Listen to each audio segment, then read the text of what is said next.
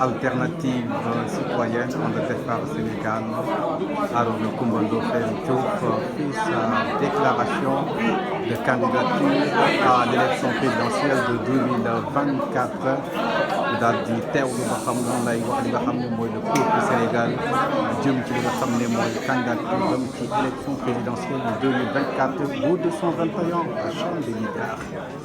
Pays producteurs et des possibilités immenses d'accélérer sa croissance économique, surtout dans le domaine des investissements publics. Aujourd'hui, non seulement les autorités sénégalaises ne sont pas préparées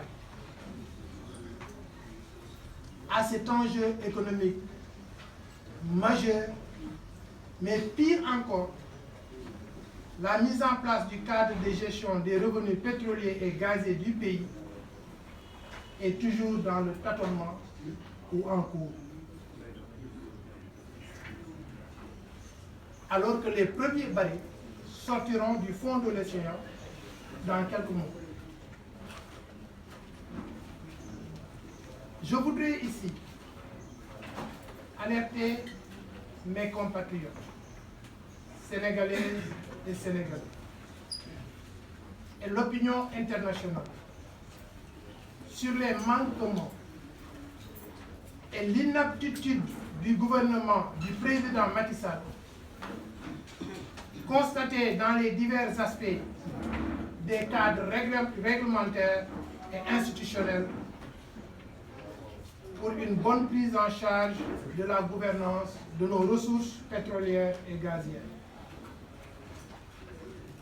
Je ne dérogerai pas à la règle. Ainsi, je propose ici des recommandations sur la manière dont il pourrait être corrigé pour éviter à notre pays le désespoir de l'autre. En effet, dans la bouche de tous les Sénégalaises et Sénégalais, il est souvent entendu que nous allons avoir des ressources pétrolières et gazières et le Sénégal deviendra riche. Ça, c'est une illusion. Ce n'est pas la réalité. Donc, le désespoir de l'attente, c'est que tout le monde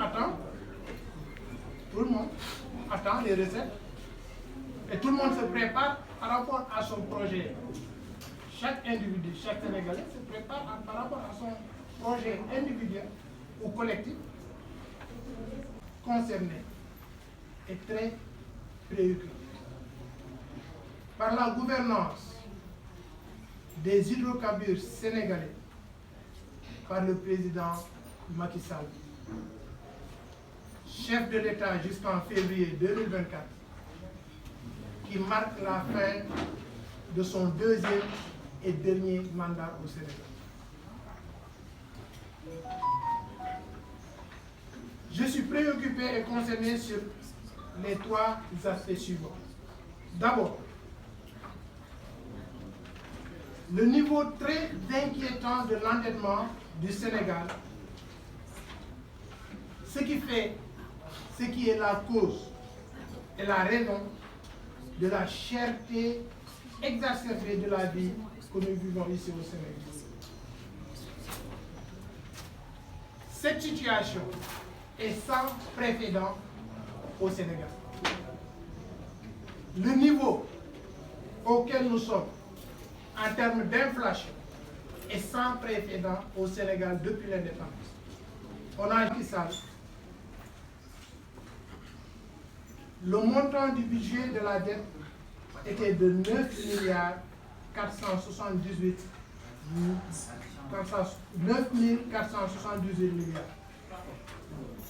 ce qui fait 14,45 milliards d'euros. Moi, je vous donne les vrais chiffres. Si un président de la République n'est pas en mesure de connaître les chiffres économiques de son propre pays, ça veut dire qu'il a lâché peut-être une partie de la gestion de l'administration, de la gouvernance, pour continuer ses promenades dans le pays. Donc, Ceci représente le montant de la dette. Et écoutez bien, le chiffre que je vous ai donné en 2021 représente le montant de la dette le plus élevé des 23 dernières années de l'histoire du Sénégal. C'est à ce point que l'endettement du Sénégal m'inquiète. Rapporté au nombre d'habitants, cela correspond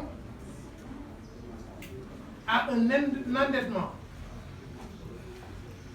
de 561 492 francs, soit 856 € que chaque citoyenne et chaque citoyen sénégalais doit aux créanciers du président Macky Sall.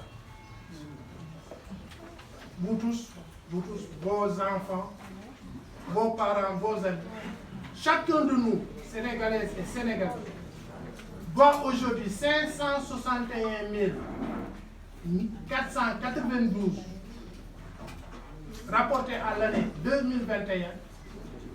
En 2021, parce qu'il a encore pris beaucoup de dettes de 2021 jusqu'à présent. Donc chaque Sénégalais doit aux créanciers du président Macky Sall, mooy ñi yoreel bor Macky Sall, ñi nga xam ne ñi nga xam ne président Macky Sall dafa dem leb ci àll bi te fépp la bàyyiwul kenn. Europe, c'est presque tous les pays européens la leb.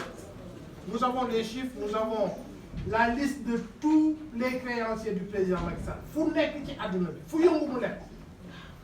Loolu moo tax aujourd'hui Sénégal nekk au seuil de l'endettement. Dinaa ci revenir en wolof.